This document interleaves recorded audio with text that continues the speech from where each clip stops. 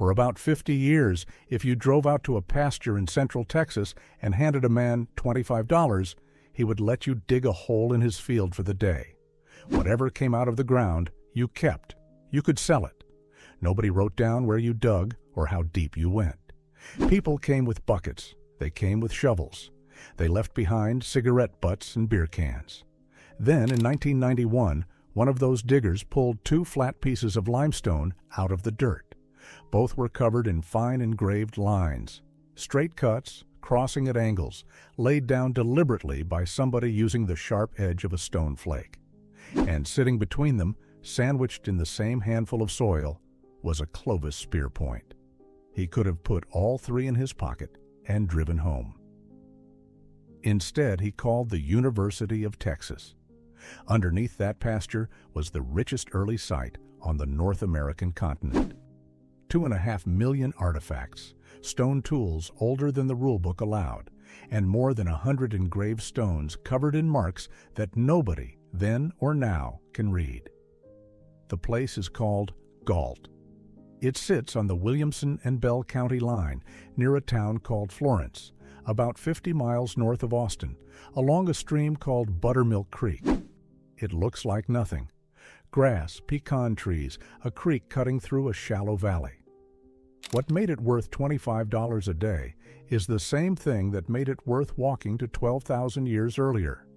High-quality flint outcrops right there in the creek bank, and there is a permanent spring. Good stone and reliable water in the same place. People came back to that spot for thousands of years, and every single one of them left something behind. Which is why you did not have to be an archaeologist to find something there. You had to be standing in the right field. The topsoil alone held thousands of collector-quality pieces. You did not need skill. You needed a shovel and a Saturday. The land takes its name from Henry Gault, who bought it in 1904. By 1909, he was turning up worked stone while cultivating the bottomlands, and the whole time, engraved stones were coming out of that field. Nobody knew what they were looking at. In 1929, a professor from the University of Texas named J.E. Pierce ran the first formal excavation there, and in his notes, Pierce is already complaining. He wrote that the site was being destroyed by people digging things up to sell. Pierce wrote that in 1929. He had no idea what was coming. In the 1940s, the property was sold to a family named Lindsay, and they did something completely legal and, on its face, completely reasonable. They had a field full of arrowheads. People wanted to dig in it, so they rented it out. $2 a day at first, later $25. And for the next 50 years, nobody with any training set foot on that field. I want to be careful here, because it is easy to make these people the villains, and they are not. Pay-to-dig operations are legitimate, and they are everywhere. In Arkansas, there is a field where you can hunt for diamonds and walk away with whatever you dig up. Nobody calls that looting. The difference is only ever what happens to be in the ground. The Lindsays were not looting a monument. They were renting out a pasture. It only became a tragedy because this particular pasture happened to be one of the richest archaeological sites in North America, and nobody involved had the faintest idea.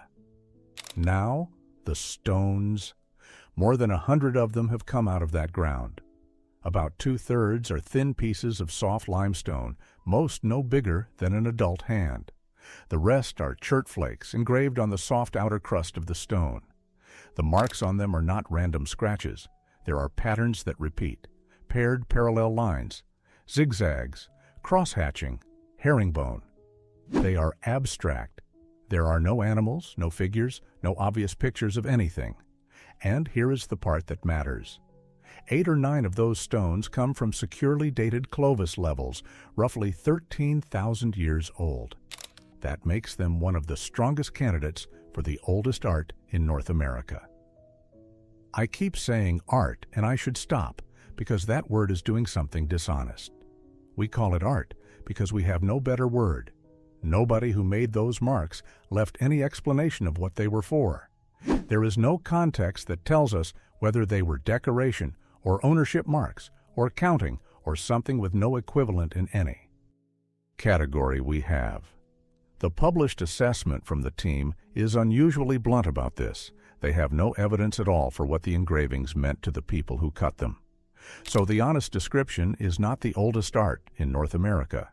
It is the oldest deliberate marking, and we cannot read a single one.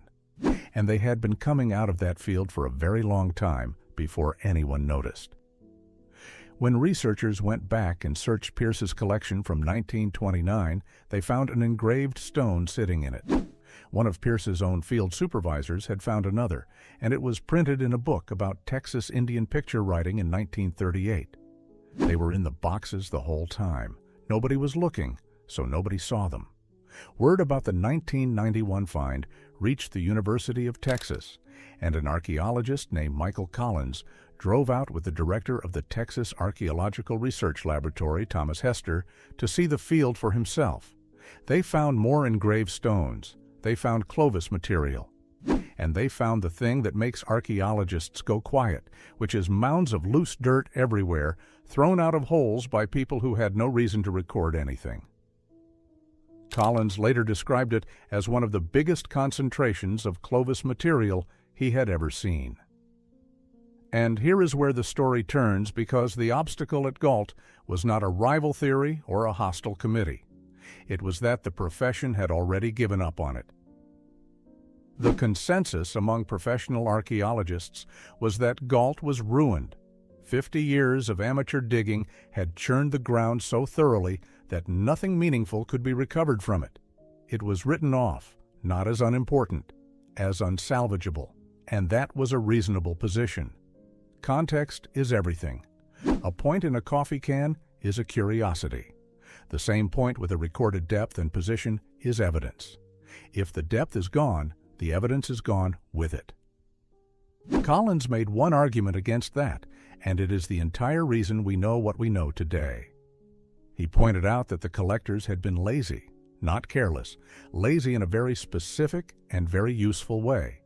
The material near the surface was so plentiful that almost nobody had bothered to dig deep. Why would you? You could fill a bucket in the first 2 feet, which meant that whatever was underneath had never been touched. He put it this way: until you have demonstrated that there is nothing older, the possibility exists. He got permission from the Lindsays for a large-scale excavation in 1998. And under the Clovis layer, under the level everyone had treated as the floor, the digging kept producing material. The dates came back around 18,500 years, several thousand years before Clovis. And then the strange part. The toolkit down there does not look like Clovis. It also does not look like anything else. The team's own published assessment is that the assemblage resembles nothing else in the Americas.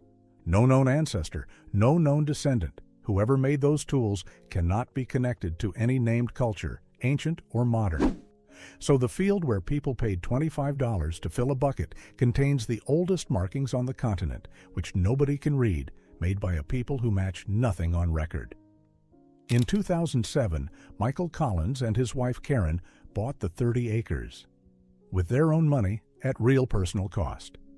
They did not keep it. They immediately gave it away, donating the property to the Archaeological Conservancy, specifically so that nobody could ever sell it in pieces again. Sit with the shape of that. A man spends 16 years trying to get access to a field, finally buys it, and the first thing he does is hand it to somebody else so that no future owner can ever charge admission at the gate. The site is closed now. Excavation has stopped, and a large portion of the deposit is being deliberately left in the ground for researchers with better methods. I know how that sounds, and I know what a lot of you are already typing. There is a serious argument on both sides of it. Excavation destroys as it goes. You get one pass and no second chance.